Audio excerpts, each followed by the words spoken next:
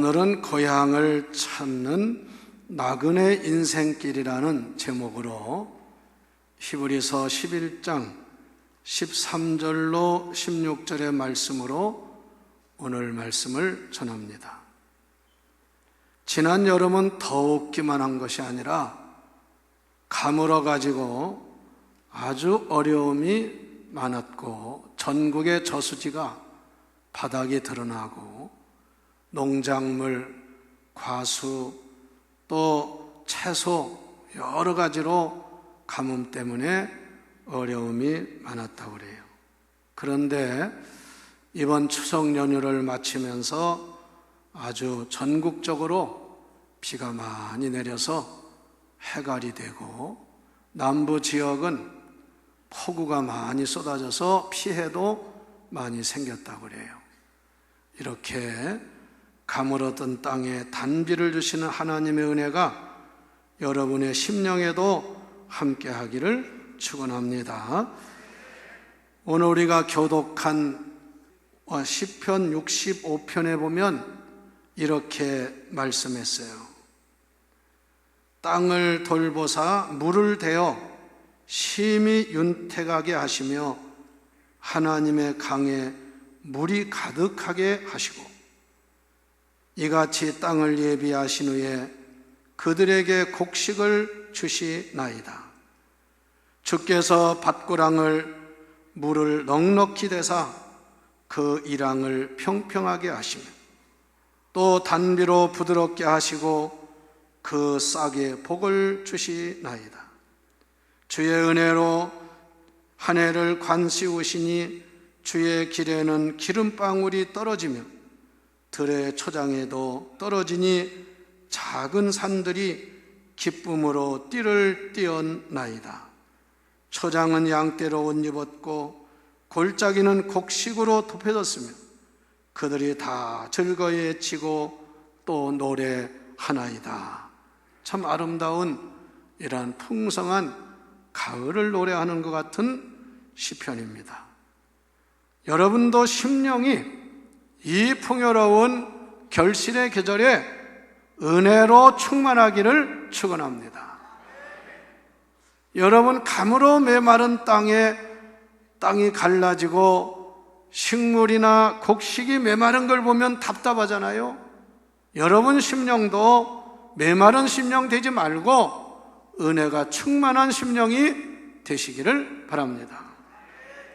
여러분, 이번 추석 명절에 대부분은 고향을 찾았으리라고 봅니다. 또 대전인 사람도, 고향이 대전인 사람도 또 이렇게 오랜 연휴고 하다 보니까 대전을 벗어나서 다른 데를 다녀오신 분들도 있을 것이고, 조상의 산소를 성묘한 분들도 있을 것입니다. 사람은 언제 들어도 고향이라는 말은 마음의 평안함과 포근함과 무언가 어머니 품과 같은 그런 느낌을 주는 단어가 고향이라는 말입니다. 고향이라는 뜻은 자신이 태어나 자란 곳을 말하고 조상 대대로 살아온 곳, 이렇게 우리말 사전에는 설명을 했어요. 또 고향을 다른 말로는 그 사람이 본적지라고 말하며 원적지라고도 말합니다. 고향을 또는 태생지라고 말하며 출생지라고도 말합니다. 어머니 뱃속에 태에 머물다가 태어난 곳이 바로 고향이고, 또 자신이 앉아있던 태를 묻은 곳이 고향이라고 말합니다. 그래서 고향을 영어로는 홈이라고 말하고, 또는 홈타운, 그리고 원적이라고 해서 네이티브라는 말을 씁니다. 고향이 얼마나 중요한지는 명절 때마다 경험하는 것이고, 남북 이산 가족들이 평생에 한 번이라도 고향을 찾는 것이 소원입니다.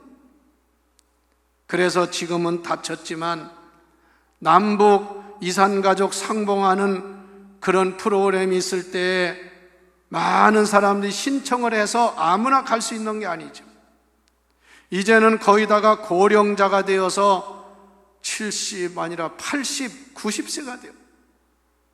그분들은 평생에 고향 땅을 한 번 가보는 거, 고향의 가족들을 만나는 것이 평생 소원이에요. 그래서 어떤 분은 연세가 너무 많아서 휠체어를 타고 산소호흡기를 끼고 그러고서도 고향을 찾아가는 분이 있어요. 성도 여러분은 여러분의 고향을 마음대로 갈 수 있는 환경과 여건에 사는 것도 감사하시기를 바랍니다. 어떤 사람은 고향이 가깝다고 아이고 귀찮고 고향에 일이 생기면 찾아가야 되고 그걸 불평하는데, 그런 사람은 아직 고향 없는 사람의 마음을 모르는 사람. 지금도 천안에 있는 망향의 동산에서는 고향을 가지 못하는 많은 실향민들이 거기 모여서 고향을 향해서 추석 차례를 지내고 설 차례를 지내지 않습니다. 여러분, 오늘 다시 한번 우리는 고향이 귀한 것을 생각하면서, 그러나 또 우리나라의 많은 사람들이, 어떤 사람 요즘 젊은이들은 고향은 찾지 않고 명절 되면 또 타향으로 외국으로 나가는 사람이 많이 있다고 그래요. 그것도 이상한 풍경이에요. 물론 여러 날 노니까 그렇겠지만, 그런데 사람에게는 두 가지의 고향이 있습니다. 육신의 고향이 있고 영혼의 고향이 있음을 아시기를 바랍니다. 성경에 보면 창세기에 하나님께서 태초에 인간을 창조하신 기사가 나오는데, 먼저 사람을 흙을 가지고 육신을 빚었다고 그랬어요. 여러분, 그런가 그렇지 않은가 생각해 보세요. 왜 사람이 죽으면 무조건 흙에다가 묻습니까? 왜 집을 땅 위에다 지어야 합니까? 사람은 육신이 흙에서 왔기 때문에 흙에서 살아야 되고, 흙에서 나오는 음식을, 농작물을 먹어야 되고, 흙에서 생산되는 것을, 열매를 먹어야 된대요. 이 흙이 중요해요. 그래서 어떤 사람은 비행기 멀미를 하는데 흙을 한 주먹 싸가지고 가는 사람. 왜? 멀미하면 흙은 냄새를 맡으면 괜찮대요. 또 바다로 원양어업을 나가는 사람, 먼 바다에 한 번 나가면 몇 개월씩 바다에 가서 떠 있어야 되기 때문에 흙을 한 보따리 가지고 가서 흙 냄새를 맡는다. 그거 이상한 일이 아닙니까? 왜? 우리 육신은 땅에서 흙으로 빚었기 때문에 흙을 떠나서는 살 수가 없는 거예요. 그런데 하나님은 또 그 육신에다가 코에다 생기를 불어 넣어줘서 생명이 되었더라 그래요. 다 같이 생명, 살아있는 영혼. 그래서 그 생명, 영혼은 하나님께로부터 온 것이라 그 말씀이에요. 사람이 누가 가르치지도 않았는데 사람이 죽으면 뭐라고 합니까? 영혼이 떠났다고 그래요. 어디로 떠났어? 눈에 보이지도 않는데 영혼 떠났다, 혼이 떠났다. 또 사람들은 사람이 돌아가시면 흔히 말하기를 별세했다 그래요. 육신과 영혼이 분리되고 영혼이 다른 세상으로 가셨다 그 말이. 그래서 우리 인간에게는, 다른 동물은 그런 거 없어요. 우리 인간에게는 육신의 고향인 땅이 있고 영혼의 고향인 하늘나라가 있음을 믿으시기를 바랍니다.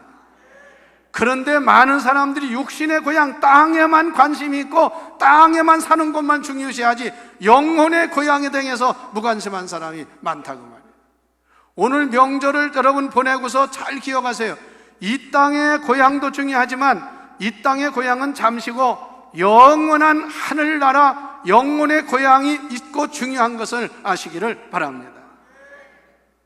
그래서 오늘 성경 말씀에도 이걸 말씀하는데요, 그들이 나온 바 본향을 생각하였더라면 돌아갈 기회가 있었으려니와 그들이 이제는 더 나은 본향을 사모하니, 다 같이 곧 하늘에 있는 것이라. 믿습니까? 이제는 우리가 땅에 살아도요, 더 나은 본향인 하늘나라를 사모하며 살아야 합니다. 여러분, 외국에 나가 있는 사람들은 외국에 살면서 아무리 거기 환경이 좋고 훨씬 잘 살아도 언제나 그 마음에는 자기의 본향, 자기 나라, 자기 고향을 생각하는 거예요. 그래서 고향 땅이 여기서 얼마나 되나 고향을 그리워한단 말이에요. 그런데 우리 영혼을 가진 인간은 이 땅의 고향만이 아니라 하늘나라 고향을 사모하며 살아야 합니다. 이걸 여러분들이 명절을 맞이하면서 기억하고 또한 그렇게 살도록 힘쓰시기를 바랍니다. 두 번째, 우리 인생길은 나그네 인생길이라는 것을 알아야 합니다. 여러분, 성경의 많은 부분에 인생은 나그네 길이라고 말씀하고 있습니다. 오늘 본문의 중심 인물이 되는 믿음의 조상 아브라함을 비롯한 위대한 신앙의 선진들에 대한 기록을 하면서 이들도 다 땅에서 살았지만 더 이상 땅에 연연하지 않고 영원한 하나님 나라를 사모하고 살다가 나그네 인생길을 살다가 세상을 떠나 하나님 나라에 갔다고 말씀하고, 야곱은 고향 땅에 흉년이 들어서 윗대조 아브라함, 이삭, 야곱이 살아온 그 가나안 땅에서 도저히 살 수가 없어서 식솔들을 데리고 애굽으로 이주를 했습니다. 애굽은 누가 있었느냐? 그 아들 요셉이 애굽의 국무총리가 돼요. 노예로 팔려간 사람. 그래서 아들이 있는 애굽으로 이주를 했어요. 그래서 그 애굽에 가가지고 애굽의 왕인 바로 왕 앞에 인사를 하게 됐어요. 바로 왕이 야곱에게 물었습니다. 당신의 연세가 얼마나 됩니까? 나이가 몇이십니까? 이렇게 물었어요. 그래는 이 야곱이 말하기를 이렇게 말했어요. 내 나그네 길의 세월이 130년입니다. 지금까지 나그네 인생을 살아왔는데 130년이 되었습니다. 나의 연세가 얼마 되지 못하니 조상의 나그네 길의 세월에 미치지 못하나이. 조상들이 산 거에 비하면 아직 자기는 어린애 같다 그 말이에요. 왜? 자기 조상 중에는 900년을 산 사람도 있거든. 그러면서 말하기를 그러나 험한 세월을 보내온 나이다. 나그네 인생길은 쉬운 게 아니에요. 다윗도 역대상 29장 15절에 말씀하기를 우리는 우리의 조상들과 같이 주님 앞에서 이방 나그네와 거류민들이라 세상에 있는 날이 그림자 같아서 희망이 없나이다. 세상에 있는 것은 마치 그림자가 지난 것과 같습니다. 이렇게 고백했습니다. 사도 베드로는 베드로전서 2장 11절에서 사랑하는 자들아 나그네와 행인 같은 너희를 권하노니 영혼을 거슬려 싸우는 육체의 정욕을 제어하라. 이렇게 말씀했습니다. 성경에 나오는 믿음의 선진들은 모두가 이 땅이 영원한 세상이 아닌 걸 알고 나그네 인생 순례자의 길을 걷다가 하나님 나라에 가게 되었다 그 말. 나그네 인생을 강조한 이스라엘 백성들에게 하나님은 말씀한 너희도 애굽에서 나그네 생활을 했고 광야에서 나그네 생활을 했으니까 너희들도 너희 나라의 외국인이나 나그네를 함부로 하지 말아라. 너희들도 그렇게 살아온 사람들이니까 나그네들을 잘 대우하라. 이렇게 말씀. 그러면서 안식일 날에는 나그네도 쉬게 해주고 법정에서 나그네나 외국인이라고 불이익당하게 하지 말 것이며 학대하지 말라. 너희도 나그네였다. 여러분, 그리고 그뿐이 아니에요. 농사를 짓고 추수를 하거든 나그네들이 먹을 수 있도록 이삭을 많이 남겨두라 그래. 그 이삭이라는 게 그래서 그게 필요한 거예요. 이렇게까지 나그네를 배려하라고 말씀했습니다.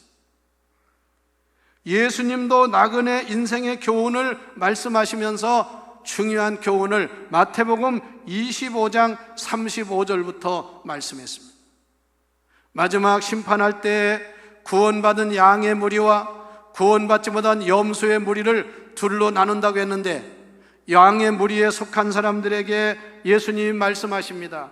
내가 줄일 때에 너희가 먹을 것을 주었고, 목마를 때에 마시게 하였고, 나그네 되었을 때 영접하였다. 나그네 되었을 때 영접하였다고 그래요. 헐벗었을 때 옷을 입혀 주었고, 내가 병들었을 때 너희들이 돌아보아 주었고, 감옥에 갇혔을 때 와서 보았느니라. 그랬더니 그 말을 들은 사람들이, 선생님 우리가 언제 그렇게 했습니까? 언제 주님이 감옥에 있을 때 저희들이 찾아가서 돌봐드렸습니까? 헐벗었을 때 언제 옷을 해드렸습니까? 중요한 말씀을 하셨어요. 뭐라고 말씀하셨냐면, 너희가 이 소자 형제 중에 지극히 작은 자 하나에게 한 것이 곧 내게 한 것이니라. 이거 잘 들어야 돼. 나그네에게 한 것이 곧 내게 한 것이라, 그 말씀입니다. 반대로 염소무리에 속한 사람들에게, 너희는 내가 이렇게 어려움 당할 때 돌보지도 찾아오지도 않았고 먹을 것도 안 주었고, 이렇게 이야기하니까 언제 주님이 그랬습니까? 반문을 할 때 그때도 반대로 말씀해. 너희 중에 소자 하나, 작은 자 하나에게 하지 아니한 것이 곧 내게 하지 아니한 것이니라. 그러므로 여러분들도요, 나그네 인생길을 살면서 나그네를 귀하게 여기는 성도가 되시기를 바랍니다. 여러분도 나그네인 걸 알고 나그네 인생길을 걷는 사람들을 귀하게 여기시기를 바랍니다. 세 번째, 그러면 우리 나그네 인생길을 어떻게 살아야 하느냐? 첫째는 잠시 머물다 떠나는 이 세상 고향에 너무 연연하지 말고 너무 여러분 미련을 두지 마시기 바랍니다. 여러분, 고려의 충신이었던 3대 충신 중에 하나였던 길제라는 사람이 그런 시조를 썼어요. 나중에 고려가 망한다, 송도 개성을 돌아보면서 500년 도읍지를 필마로 돌았더니 세상 산천은 유구하거든 인제는 간거롭고 세상 산천은 유구, 어즈버 태평연월이 꿈이론가 하노라. 이 세상은 그렇게 지나가는 거예요. 여러분도요, 세상 살 때 이 세상이 영원한 곳으로 착각하지 말고 세상에 열심히 살아야 되지만 우리의 영원한 고향은 천국인 것을 알고 너무 세상에 욕심을 내고 너무 미련을 두지 마시기를 바랍니다. 그래야 하나님 나라 갈 때 편안히 갈 수가 있어. 우리 예수님과 동행하는 인생은 가장 행복한 길인 줄 믿습니다. 예수님 말씀하시기를, 내가 먼저 가서 너희가 있어야 할 처소를 준비한 다음에 다시 와서 너희를 내게로 인도해 주리라, 데려가리라. 여러분, 세상 끝날까지 영원히 천국에서까지 함께 동행하는 분은 예수 그리스도인 줄 믿으시기 바랍니다. 부모도 아내도 남편도 자식도 우리와 영원히 함께하는 사람은 없어. 그래서 찬송가 430장 보면 가사가 그래, 주와 같이 길 가는 것 즐거운 일 아니에요. 여러분, 이 말씀대로 주님과 길 가는 거 즐거운 자가 되시기를 바랍니다. 예배당에 나오는 게 즐거워야 돼. 즐거워야 돼요. 근데 왜 저녁 예배 안 나와요? 아멘은 잘함. 왜 수요 예배 안 나와요? 말로는 주와 같이 길 가는 것 즐거운 일 아닌가? 좀 즐겁게 살아봐. 왜 새벽기도 안 해요? 주님과 함께 길 간다고 하면서. 맨 세상 사람과 함께 다니는 거 좋아. 외국 나가라면 날개 돋친 듯이 야단하지. 주님과 함께 동행하는 자가 되라, 그 말씀이에요. 우리 주님 걸어가신 발자취를 밟겠네. 한 걸음 한 걸음 주 예수와 함께 날마다 날마다 우리는 걸어가리라. 어린아이 같은 우리 미련하고 약하나 주의 손에 이끌리어 생명길로 가겠네. 천국까지 간다 그 말이야. 꽃이 피는 들판이나 험한 골짜기라도 주가 인도하는 대로 주와 함께 가겠네. 여러분, 주님이 인도하는 길을 가시면 그 길이 형통할 줄 믿으세요. 옛날 선지 에녹같이 우리들도 얼마 천국에 들려 올라갈 때까지 주와 같이 걷겠네. 주와 같이 가겠네. 한 걸음 한 걸음 주 예수와 함께 날마다 날마다 우리 걸어가리라. 엊그제 어느 신문에 보니까요, 인생을 마지막까지 행복하게 살려면 좋은 친구가 있어야 된대. 좋은 친구. 제가 사회복지 공부할 때 대학원에서 그 교수가 그러더라고. 여러분들 정말 친구라고 할 수 있는 세 사람 있느냐고. 세 사람. 내 진실한 친구 세 사람 있으면 그 사람은 인생 성공한 사람이에요. 어떤 사람 하나도 없어. 친구가 진짜 친구라 할 사람 하나도 없는 사람도 있어. 인생 잘못 사는 거야. 이제부터라도요, 여러분 좋은 이웃과 동행자가 되어서 좋은 친구로의 삶을 사시기를 바랍니다. 그래서 그런 말이 있어. 빨리 가려면 혼자 가고 멀리 가려면 같이 가라. 인생도 빨리 세상 떠나면 혼자 살고 여럿이 행복하게 살려면 같이 사는 생활을 해야 돼. 자기밖에 몰라. 그 인생 잘 사는 게 아니에요. 여러분, 이웃과도 좋은 동행자가 되시기를 바랍니다. 고 윤동주 시인께서 인생의 가을이 오면이라는 시를 남겼는데, 제가 이 시를 하나 낭독해 드리고 마치겠습니다. 내 인생의 가을이 오면 나는 나에게 물어볼 이야기들이 있다. 내 인생 가을이 오면 나는 나에게 사람들을 사랑했느냐고 물을 것이다. 그때 가벼운 마음으로 말할 수 있도록 나는 지금 많은 사람을 사랑하겠노라. 내 인생의 가을이 오면 나는 나에게 열심히 살았느냐고 물어볼 것이다. 그때 자신 있게 대답할 수 있도록 나는 지금 맞이하고 있는 하루하루를 최선을 다하여 살겠다. 내 인생의 가을이 오면 나는 나에게 물어보리라. 사람들에게 상처를 준 일이 없느냐? 그때 자신 있게 말할 수 있도록 사람들에게 상처를 주는 말과 행동을 하지 말아야 하겠다.